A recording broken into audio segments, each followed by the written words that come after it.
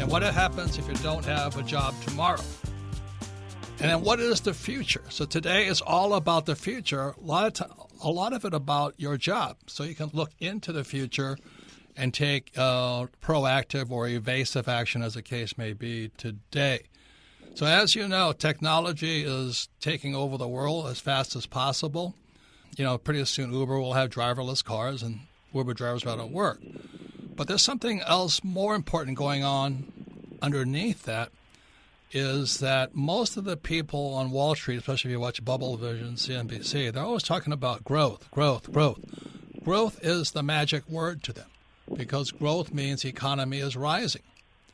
But the question is, will there be growth? So this program's a very important program. It's about the future, the possibility of job, but a more enlightened question would be, what happens if you didn't have to work anymore? What would you do with your life? What happens if you didn't have to work anymore? What if you were financially free? So there's good news and bad news, as with all Rich Dad radio shows. Any comments, Kim? Well, I'm very excited about today's show because, we talk a lot about financial growth, what's happening economically, all of this, but we're going to talk today about really actually the fundamentals of what drive growth. And our guest says that the IT revolution is less important than the 5 great inventions that powered economic growth from 1870 to 1970. So these great inventions that we're going to talk about is what fueled all of our growth, and now that growth may be slowing and may be over. So our guest today is Robert J. Bob Gordon. He's a macroeconomics professor at Northwestern University, where my father went to school. So today's program is about the future. So welcome to the program, Robert J. Bob Gordon. He's the author of The Rise and Fall of American Growth. Not only that, he's one of the most respected macroeconomic professors, economists in the world today. So what do you have to say about the future of what's going on in the economy? Can you compare the industrial age, which was electricity and cars and gasoline and all that, to the information age? Well, let's go back and just get some basic numbers in mind. From 1920 to 1970, the middle 5 decades of the 20th century, labor productivity grew at about 3% per year.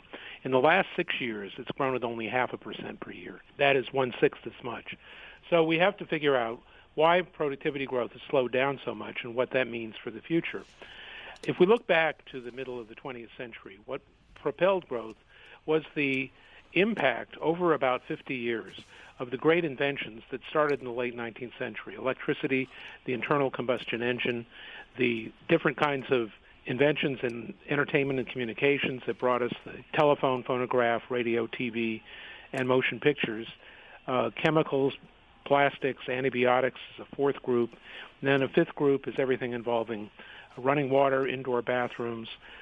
All those things arrived in the United States more or less at the same time.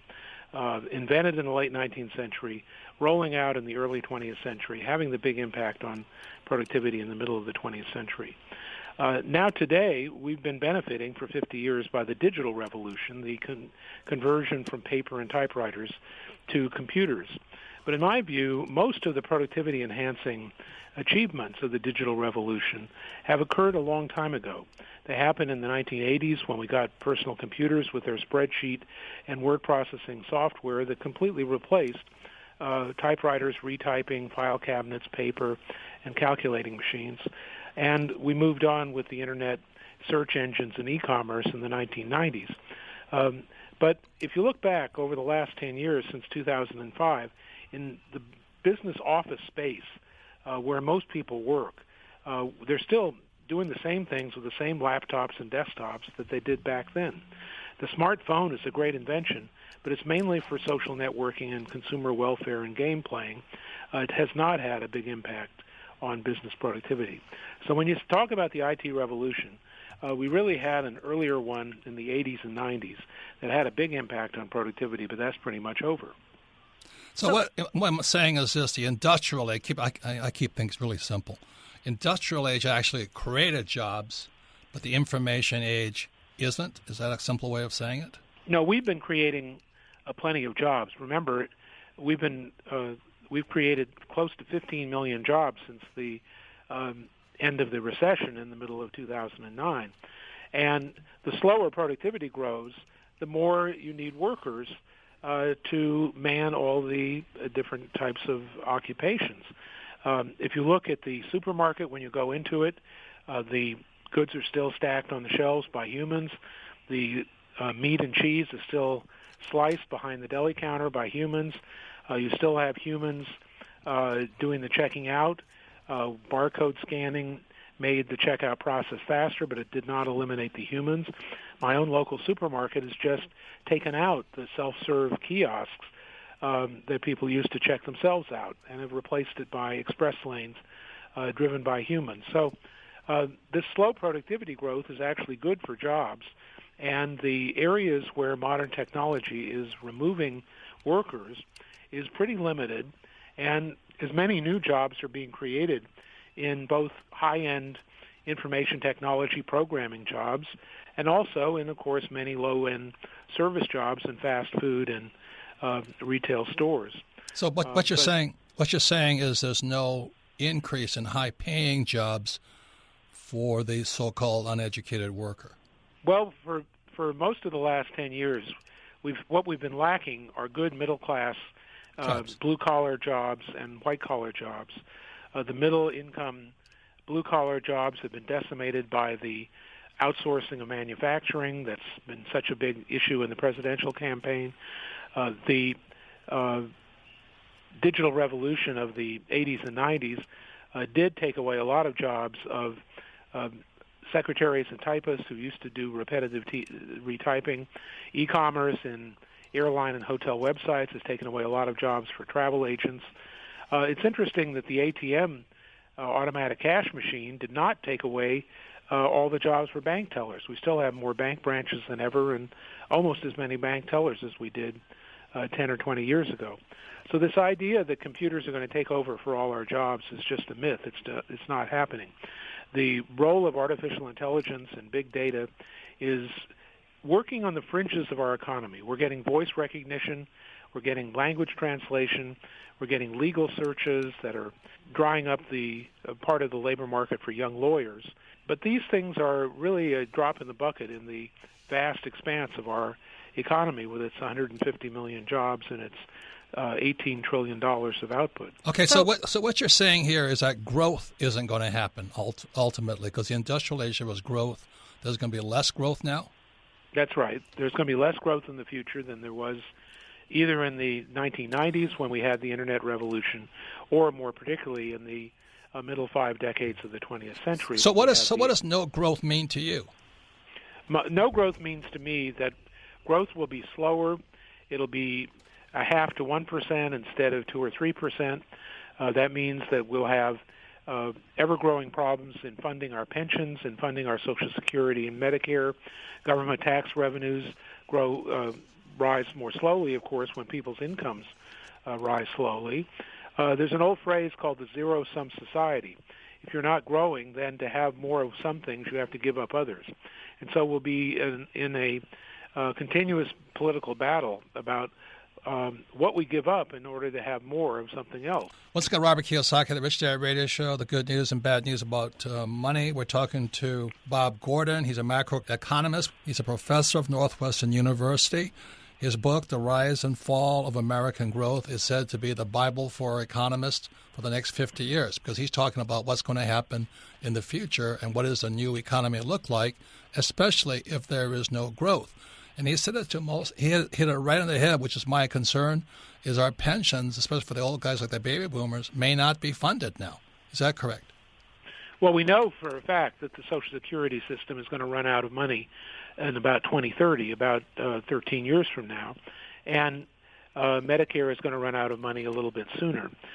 So we're facing a future in which either the benefits are going to have to be cut or else taxes are going to have to be raised. Now, that's not such a great tragedy. Social Security taxes were raised back 20 or 30 years ago, and they kept the system solvent for the last few decades.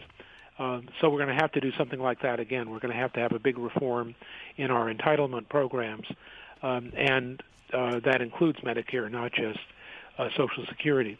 But inevitably, we've got the retirement of the baby boom generation going on. It started in 2008. It's going to go on through the middle of the 2030s when the oldest of the people who are born latest, that is the youngest of the baby boom generation, will be retiring about 15 or 20 years from now. So during this whole period, the percentage of people in the population who are old is growing and becoming more of a burden for the smaller number of working people to support. So Bob, going back to these five inventions, these five transformations, you said that between 1870 and 1940 that was what real transformation looked like. We got indoor plumbing, we got electricity, we got cars, we got real change. And now you're saying that it's all slowing, and there's probably that was a one-time event, and that the progress is going to slow, growth is going to slow because of headwinds. You talk about headwinds. What does that mean? Well, before I talk about headwinds, let me just give you a couple of examples of how growth can't continue the way it did in the early part of the 20th century. We learned to fly in the Boeing 707 at 80% of the speed of sound by 1958. And now, 60 years later, we're flying at exactly the same speed, even somewhat slower.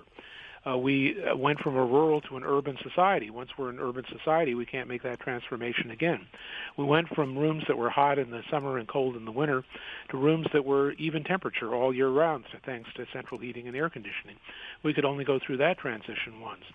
So that's the idea, that those things made a tremendous difference to economic growth and productivity. Just think of the productivity-enhancing effects of air conditioning for people working inside. Now, moving into the future, we do have these headwinds that go beyond just the flagging innovation, the fact that the inventions aren't as important as they used to be, and they include education. We're not rising the educational attainment of the population the way we did back in the mid-20th century when everybody started going to high school and then a substantial number of people going to college. We have tremendous burdens now on people with college tuition and college debt, so the percentage of the population going to college is not rising as much. We have the demographic burden, the old people, the retirement of the baby boomers. That's the second headwind. The third one is inequality. We've had a continuous rise in the percentage of our incomes that's going to the top 1%. And over the last 2 decades, the growth rate of income in the bottom 99% has been a full half point slower than in the average for everyone, including the top 1%. So this slow growth is partly due to the fact that so much is being siphoned off to the people at the top. Correct. And then the fourth headwind is what I mentioned before, the coming fiscal crisis as we run out of money to fund Social Security and Medicare. So once again, Robert Kiyosaki, the Rich Dad Radio Show, the good news and bad news about money. Our guest today is a renowned Bob Gordon. He's a professor at Northwestern University. It's the rise and fall of American growth. And he's talking to you about one of the most important words for guys like me in the investment world. The word is called growth. What happens if growth stops? What happens to the whole economy after that? If you listen to this program 2-3 times, you'll see a whole new future, because today is about looking into the future. You can also listen to the program with friends and family and discuss what the heck are you going to do for your future, because tomorrow's world was not like yesterday's world. Our guest today is Robert J. Bob Gordon. He's a macroeconomist. He's a professor at Northwestern University. And I'm very excited about reading his book, The Rise and Fall of American Growth. Any comments? Yes, I have a question for Bob, because we were talking in the first segment about the great inventions that happened: electricity, plumbing, door plumbing, chemicals, pharmaceuticals, all of that. Bob, you make a really good example in your book about Hurricane Sandy, when Hurricane Sandy hit, and that kind of took people back to that time. Well, as you know, in New York City below 34th Street, all the electricity went out for several days. And all of a sudden, we lost some of the great inventions of the 20th century. We lost the elevator, so people couldn't get to their apartments and to their jobs. We lost the subway, so people lost that great invention.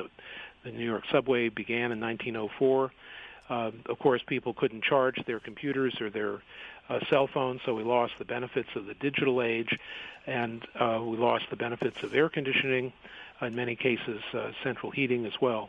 So the world reverted back to something more like the 19th century. In some places, they even lost water pressure, and so they couldn't enjoy the late 19th century invention of the indoor bathroom. One way to remember the great inventions is that in 1870 the house was completely isolated, but by 1940 the average American urban house was connected 5 ways to electricity, gas, telephone, running water, and sewage removal. And that's just something that happened in a mere 50 years. Since the last 70 years, since 1940, what have we achieved? What have we gone beyond that? It's mainly computers and communications. The question is, how does that impact you and me? Because as a guy who's in markets all the time, without growth, everything stops, everything stalls. So what does the individual do? Then we can talk about what government could do. Well, if we look forward, and we're talking about individual choices, the first choice is what kind of jobs people should be looking at, and they should try to get the best training they can for the digital age, learning programming, learning how to work with and operate the latest machinery and equipment. We need in the United States to do something like they've done in Germany for more than 100 years, which is to have a apprenticeship program co-sponsored by the government and private firms that teach people the skills they need. And that's one reason the German economy is so successful. At the individual level, of course, people are listening to your show to figure out how they should invest. And we have a general agreement among economists that the regular interest rate that we can expect to have in the future has declined substantially from what we got used to in the past. So in the past, we may have been used to returns of 4, 5, 6% on corporate bonds, 3 or 4% on government bonds, and we're not going to see that anymore. We keep in this range with the 10-year government bond rate at around 1.5%, far lower than it has averaged in the past. And that means that people just can't accumulate money for their retirement by being in government bonds. Turn to stocks. Are stocks going to be better? Well, we've got pension funds making a bet that their future returns are going to be 7 or 8%, and that's how many pension funds are using discount rates that high. But how can the stock market grow at 7 or 8% if the economy is growing at only 2 or 3%, 2% more likely? And that means that the kinds of returns in the stock market can't be much higher than the growth of the economy. We've already had a buoyant 5 years of corporate profits, with profits being as big a share of the total economic pie as they have ever been. So what would you say to look forward to a stock market going up just because profits get higher? Yeah. So what would you say to them? What does your crystal ball say when you look into the future? Let's say 10 years down the road, what do you see going to happen in the stock market, especially? First of all, I think in the near term, over the next 2 or 3 years, we're going to have a vintage economy with low unemployment, steady growth. We have a real machine going on now where people are gaining jobs at the rate of 150 or 200,000 a month. That gives them more income. They spend the income. That raises consumption. That raises GDP. All the forecasts for the last half of 2016 are much better than the slow growth we had in the first half of the year. So we're going to be in a situation where labor markets are going to tighten. It's going to be easier for people who've had a lot of difficulty to find jobs. It'll be more easy. The tightness of labor markets is going to push up on wages, and that's going to continue with consumption getting better. So we're going to have a period of economic stability and slow but reliable growth, I think, for the next 2 or 3 years. And that means that the stock market will continue to inch ahead, not at 7, 8, 10, or 15% a year, but at 3 to 4% a year. And I think the stock market is definitely a better place to be than bonds at the moment. If the Fed ever does tighten, and it keeps putting off its tightening, interest rates are going to go up, and people are going to make capital losses on bonds. And I think for lack of a better place to go, a lot of retirement money is going to continue to be put in the stock market. Good. Well, you're a lot more optimistic than me. Once again, for the radio show, we're talking to Robert J. Bob Gordon. He's a macroeconomist with a particular interest in unemployment, inflation, and both the long-run and cyclical aspects of labor productivity. He's a professor at Northwestern University. He's the author of The Rise and Fall of American Growth. Again, the most important word in my vocabulary is growth, because I don't see much growth and I don't see sustainability. And the headwinds you talk about, I agree with. Any comments, Kim? I do, Bob. We have a lot of listeners who either have their own business or want to start their own business. What do you see for entrepreneurs? I see a lot of opportunity. The technical age has not gone away, but that opportunity is spread over everything from 3D printing to big data to artificial intelligence to autonomous vehicles to medical care to drug development. The cost of doing innovating, thanks to modern computers, is less than it was before. The big problem is, of course, that most of the big inventions, like the replace of the typewriter and repetitive retyping, things like that, have already happened. And so the chance to make a buck is still there, but the chance to have a big impact on productivity in the overall economy, I think, is pretty much in the past. So, keeping it real simple, the Western world, which is the U.S., Japan, Europe, and all that, they're old. We have a huge baby boom population that is going to need, diapers. And then in the emerging markets, which is India, China, Vietnam, all those guys, South America, Africa, they have a very young population, Middle East especially.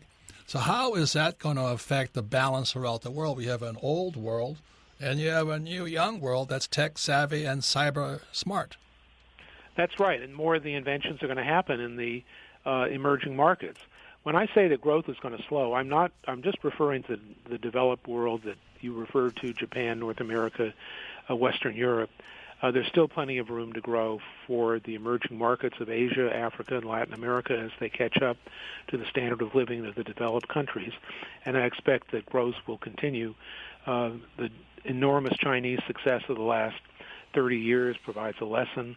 We're going to see countries like Vietnam mimicking the Chinese achievement, and overall world growth will be substantially faster. What would you say the Chinese? What's Vietnam going to mimic? Because I do a lot of business in China and Vietnam. What's Vietnam going to copy from the Chinese? The Chinese have put a tremendous amount of their GDP into investment in infrastructure and education. One of the big differences between the development path in Africa and China has been the enormous investment in roads, railroads, telephones, cities, and education. The Chinese are turning out millions of people from their university system, and that's a model for the rest of the world to have an investment-led growth strategy. So in the U.S. or globally, what's the most significant invention you see coming? I think that I usually put the emphasis on artificial intelligence. I think computers will gradually learn to do more things that humans do. They already do. But before we get scared about the jobs going away, in many cases the computers are working with people rather than replacing them. We have robots helping with surgery. We have people coming to your house to repair things, bringing handheld computers with them, but the people are still coming. We're a long way from getting rid of the drivers in cars and completely having a driverless car with literally nobody in it besides the passengers. I think we're going to have a slow and steady progression as artificial intelligence and autonomous vehicles very slowly. Yeah. I wish I could go on for a long, long time with you because this is a fascinating subject. It's one of my studies. So I want to thank you for your time and keep up the good work. Once again, our guest is Robert J. Bob Gordon. He's the author of The Rise and Fall of American Growth. Our program today is Can You See the Future and What Can You Do Today? A big question is, what will happen to your job? Can a robot do your job? Are you that unimportant today? I mean, what happens if, I hope I am. I hope robot replaces me. As my rich dad said, you're rich when you don't need a job and you can still make a lot of money. That's when you're really rich.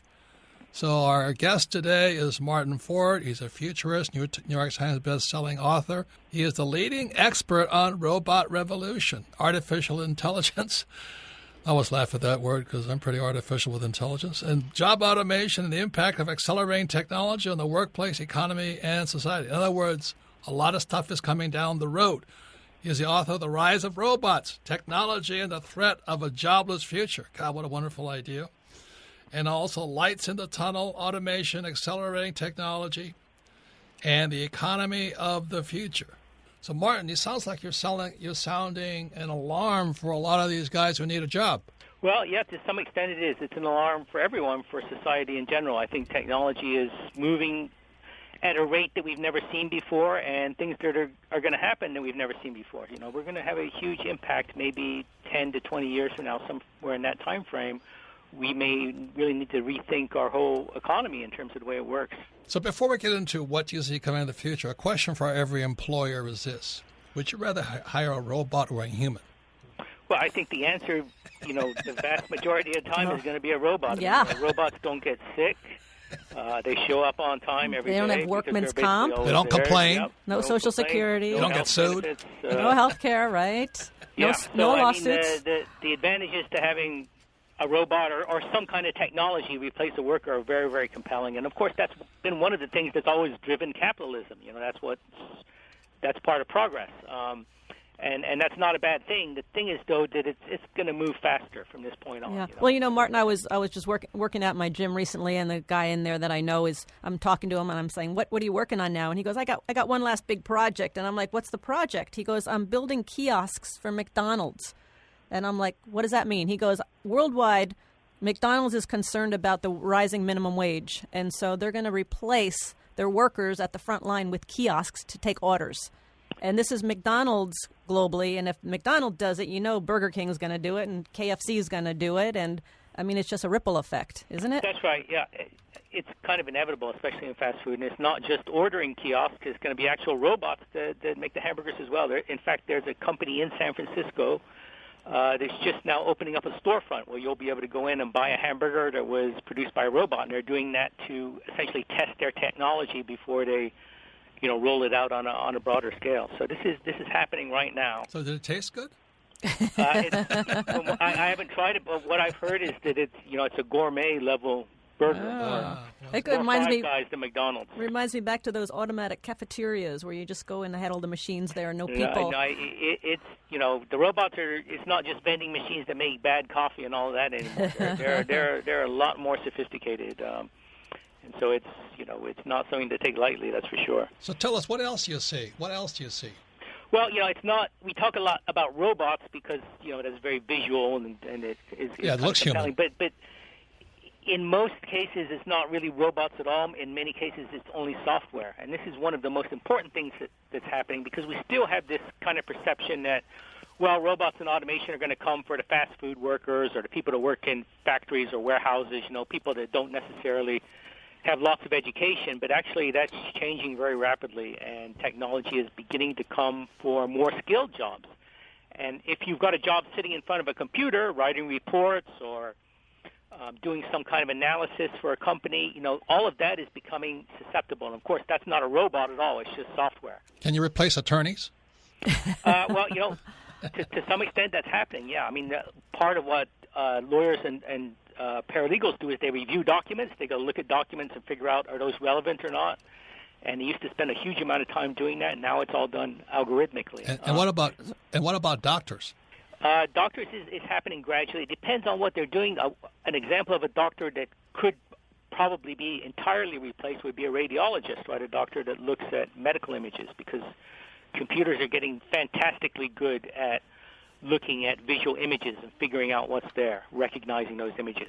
So, for example, an image of a tumor is something that a machine may someday be able to interpret better than a person. So anything that's routine and repetitive and predictable is ultimately going to be susceptible. So are there a huge number of jobs? Are there any jobs that are going to be safe down the road, or are we talking about full unemployment? Well, for the foreseeable future, if you've got a job that demands genuine creativity, where you're really coming up with new ideas, building something new, I think that's going to be relatively safe. If you've got a job that is really dependent on deep human interaction, where you're really working closely with people and have a deep relationship there, an example would be a nurse or a social worker, those types of things. And also some skilled trade type jobs where you have lots of mobility and dexterity, electricians and plumbers and so forth. It's going to be a long time before we can build a robot that can do what a plumber can do, for example. There isn't any limit to this. There's no point at which you can say it's going to get this good, but it's not going to get any better. I mean, it just keeps getting better and better, and eventually, it could just be an enormous impact. So you say it's going to accelerate and accelerate and then accelerate upon acceleration. Right. I mean, it's been accelerating now for decades, and that's the reason that we are at the point where we are now, where things are now moving so fast.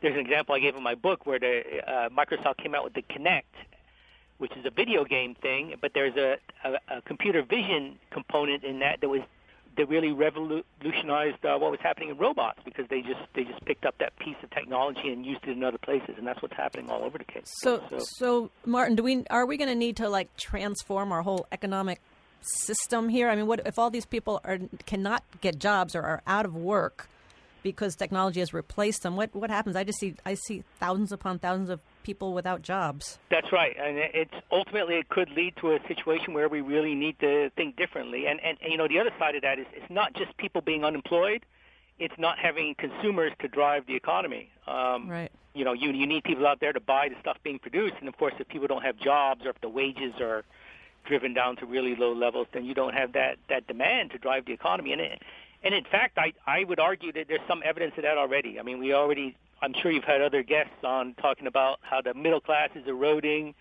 and how interest rates are like zero. Yes. because there really isn't vibrant demand out there in the economy. And so I think personally that technology is already playing a role in that, and that could well accelerate and get us into a situation where we've got lots of unemployed people and we've got a stagnant, maybe even, economy that's kind of spiraling down into deflation. What do we do about that? One idea is to have some kind of a guaranteed income so that everyone will have at least a minimal income, whether they can find a full-time job or not. And they're called politicians. That's what they do. Yeah, right. We'll have to extend that to everyone, although I think that for the typical person it'll be a lot less generous. But wouldn't that be like a welfare state? Well, you can say that, but you know what? Don't say it. A lot of people, when they hear about a guaranteed income, they associate that with socialism. They say, that's a lefty thing, and that's one way to look at it. But in fact, historically, the people that have really supported a guaranteed income have been people like Friedrich Hayek, have been conservatives, libertarians even. And the reason is that it is a free market approach to creating a safety net. Instead of having the government come in and nationalize industries in order to create jobs artificially or start building housing for people or taking over people's lives, what you do, you just give people money and then let them go out and participate in the market. So it's actually an idea that has been supported by a lot of libertarians and still has support. I think it's inevitable, but there's be a good and bad with that too. Because I think that's what I say. I think it's inevitable eventually. There are definitely real challenges. I mean, let's not pretend that it's not a big deal. I mean, politically, it's in the United States at least, it seems almost impossible. And there are genuine concerns. I mean, we can't afford to destroy the incentive to work and turn everyone into a slacker, for example. That's a really good point, because don't people need to work? I mean, so they stay productive?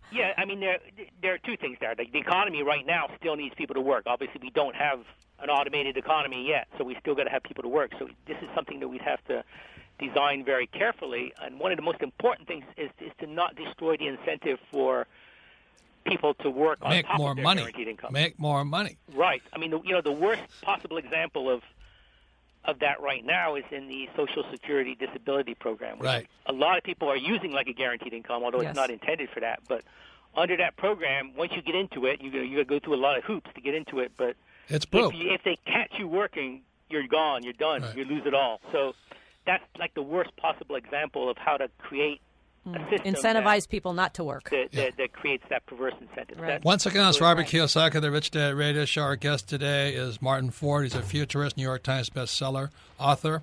He's a leading expert on the robot revolution. His books are The Rise of Robots. If you want to figure out what your job's going to look like, get the book Rise of Robots. And also the light in the tunnel talks about how acceleration is coming down the pike at you right now. So it's a very important subject we're discussing because this whole program is about looking from today into the future. So, Martin, one of my friends says that you pay everybody a guaranteed income, crime will go up because people want to make more money. And so other people will become entrepreneurs, and the other half will become criminal entrepreneurs. What do you think about that? Well, maybe that's a concern, but I think that most people I'm just teasing you.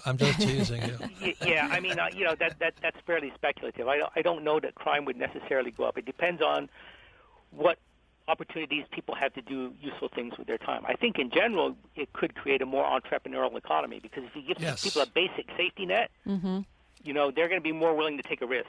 Yes. In fact, this is a well-known phenomenon in many areas. When they introduced seatbelts in cars, it didn't necessarily cut down on accidents because people took more risks, and you see this all over the place. So I think that would happen.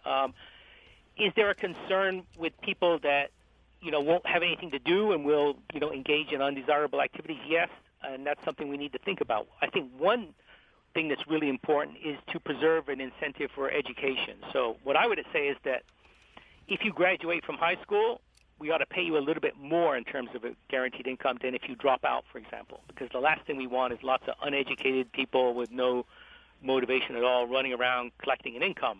You're talking about my friends, aren't you? Right, yeah. Well, so you'd have to build incentives into the program so that people would still remain productive or incentivize them to be productive and to do things. If we really sit down and had a lot of smart people think about it, it is possible to design a so smart people meaning, so that's got to be non-politicians. Yeah, right. Yeah. How about Bernie Sanders? He does a good job of that. Like when I think about AI, every time I do my spell check, I'm just amazed. How does it know? I don't know. How does it know? Yeah, I mean, it's getting better and better. There's a new thing going on in artificial intelligence now that's called deep learning, and it's based on, building systems that are kind of loosely modeled on the way the brain works, and that's an idea that's been around for a long time, but around 2006, there were some guys, some really, really smart guys that made breakthroughs in this technology, and this has now become the technology that Google and Apple and Microsoft and Amazon are using. And it's just amazing. Microsoft recently showed their Skype technology that could translate someone speaking in Chinese. It could translate as they were speaking into English. And, wow. Which is right out of Star Trek or something. That's fantastic. And we heard about robots that are actually picking strawberries at night. So the workers pick the berries during the day, and robots pick them at night. That's right. I mean, across the board, we're seeing.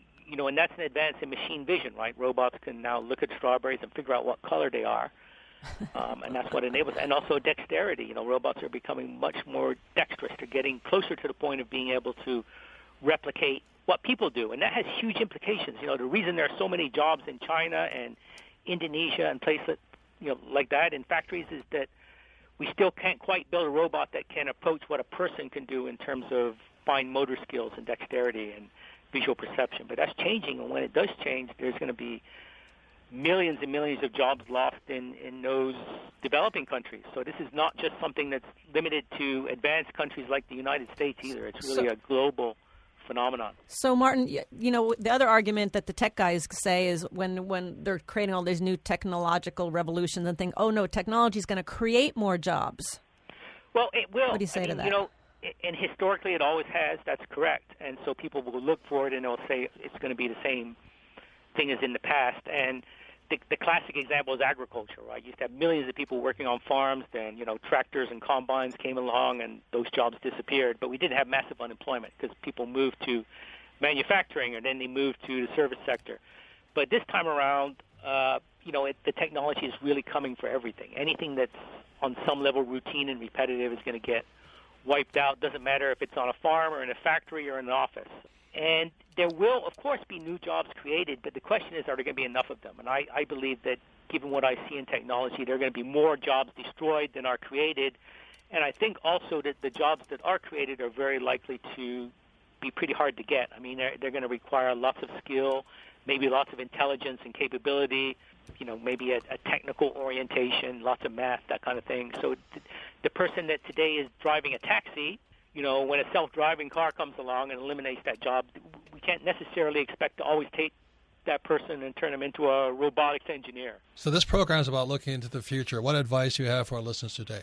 Well, the questions I get are usually, what should I do and what should my kids do? And generally, I think that what you want to do is avoid doing something that's routine and repetitive. I mean, the last thing you want to do is make a big investment if you're a young person going to school to learn something that, is just doing the same thing again and again. What you want to do is emphasize on creativity. Make sure that you're involved in actually building something or creating something new, or in something that really requires a deep interaction with other people. And again, a good example of that is nursing. I think that a lot of healthcare professions are probably relatively safe for the foreseeable future because they have that interaction with people on a very human level, and also because very often they require lots of mobility and dexterity and that type of thing. So nursing is a great example. But, looking forward, I think that nothing is off the table. Eventually almost any kind of job could conceivably be threatened. And we also need to understand that this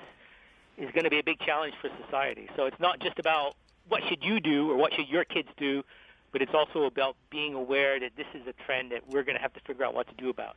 We're now coming to the most popular part of our program is Ask Robert, where you get to send in your personal questions. Before I do, I want to thank Robert J. Bob Gordon, professor at Northwestern University, The Rise and Fall of American Growth, and Martin Ford, futurist, author of The Rise of the Robots and the Lights at the End of the Light in the End of the Tunnel. For those of you who are entrepreneurs, these are very important books to read, because an entrepreneur is working into the future, not the past most of the time. So we're now going to ask Robert, what's the first question, Melissa?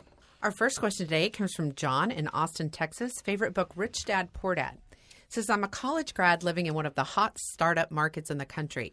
What is your advice when the jobs are shrinking in my area of expertise? That's an excellent question. By the way, we love Austin. Austin's a great city. Just love Austin. Look, everybody today, Kim and I talk about this. I'm writing a new book on it. It's called Plan B. You better have a Plan B, because Plan B is what happens when your job disappears. You better have a Plan B. Like my old man, my poor dad, his Plan A was get a job and become a professor. Didn't work. No Plan B. Got wiped out. Kim, your father had a Plan A, but no Plan B. He had a Plan A to work his way up the corporate ladder and become company president, and when that didn't happen, there was no Plan B. So a lot of people don't have Plan Bs, and that's the biggest problem today. But the good thing we love about Austin is because Austin is part of our Plan B. We own a lot of real estate there. It's the hottest real estate market, one of the hottest in the whole United States. But for Kim and I, our Plan A is we have the Rich Dad Company. Our Plan B is we're a real estate company. And when you think that way, you get to see the world a little clearer. The idea of job security for life is obsolete, which is why we had Martin Ford and Robert Gordon on our program. And John, being a college grad, listen to this program again and I would get Martin Ford's book, because he said specifically, don't put yourself in a position where the job you're going for is something that's repetitive or can be replaced by a robot in the future. So you really have to think differently. I think it's a lot about thinking differently. So Plan B. Yeah, so get Martin's book, Rise of the Robots. And subscribe to Rich Dad and learn how to buy real estate and make money on real estate so you never need that job again. That's what Plan B is supposed to do for you. My dad didn't have one. Kim's dad didn't have one. Billions of people don't have a Plan B. I don't think a robot can replace a house. They're going to replace an apartment. You got to have a place to live. Right? You're going to need a toilet. Yeah. You're going to need There's water. certain You're going things to need you're going to need. Next question, Melissa. Our next question comes from Brittany in Omaha, Nebraska. Favorite book, Rich Dad, Poor Dad. She says, I work in the tech field and I'm noticing my company hiring in from other countries. Since I believe my job is going to probably move to India, would it be smart to consider following the jobs and just moving to another country? Well, I think you should listen to this program and let your conscience be your guide. I would read the book, The Rise and Fall of American Growth, because that's the issue. You see, we talked about Robert J. Bob Gordon, is the modern world, the Western world is old. The new world is young. And the new world are the younger countries with younger people who are tech savvy. Such countries are Vietnam, Indonesia, Africa, and India. India is going to be the powerhouse of the world because Indians are very smart people. They're tech savvy, and they'll work for less. So the reason we had Robert J. Gordon and Martin Ford on the program is so you can see into the future. You're looking for a job, you better look at the macroeconomics. Your competitor is now in South America, Brazil, Mexico, Middle East, Africa. Don't think about jobs. Don't think about the U.S. Once again, Robert J. Bob Gordon's book, The Rise and Fall of America. Technology is going to wipe out more jobs than it replaces. That's what Martin Ford, The Rise of Robots, is saying. You're an entrepreneur. You got to read those books. Got to take a look into the future. That's why Kim and I have had a plan B as long as we've known each other, right, Kim? Yes, we have. And I think for Brittany, the competition really is AI, is that artificial intelligence. And that's kind of the switch in your brain, is that it's not so much people and countries as it is robots and artificial intelligence is really going to be the new competition. And as Martin says, it's not a robot, it's software. You can't even see software. Yep. You can't even see it coming at you. So that's why, ladies and gentlemen, we had Robert Gordon. He's a macroeconomist. Kim and I go round and round because I'm always in macroeconomics. It's called big picture. Que pasa, man? What's going on in the big picture? Not should I move to India, should I move here and all this. It's that, hey, what's going on in the world? Big picture. And the people in India, Africa, and all the other emerging markets, they'll work for much less than you'll ever work. So you're obsolete anyway. Next question, Melissa. Our next question comes from Josh in New York. Favorite book, Rich Dad, Poor Dad. Says, Robert, I'm a follower of your teachings and I agree with what you teach. I'm 25 and I have a business plan and I'm currently trying to get my business started. However, gone are the days when you can just walk into a bank and get a loan. What do you suggest for securing the funds I need to get started? I got news for you. You never walked into a bank for a loan for a business. Banks don't fund startups. That's why you go to private equity, angel, and all this. When I was your age starting out, I would say, go to the bank. I went to the bank and they laughed in my face. Banks don't fund startups. Get that quickly. They'll fund a franchise, but they won't fund a startup because there's too much you don't know yet. Bankers don't like taking risks that way. So your job right now is, if you're going to truly be an entrepreneur, is you'd better learn how to raise capital.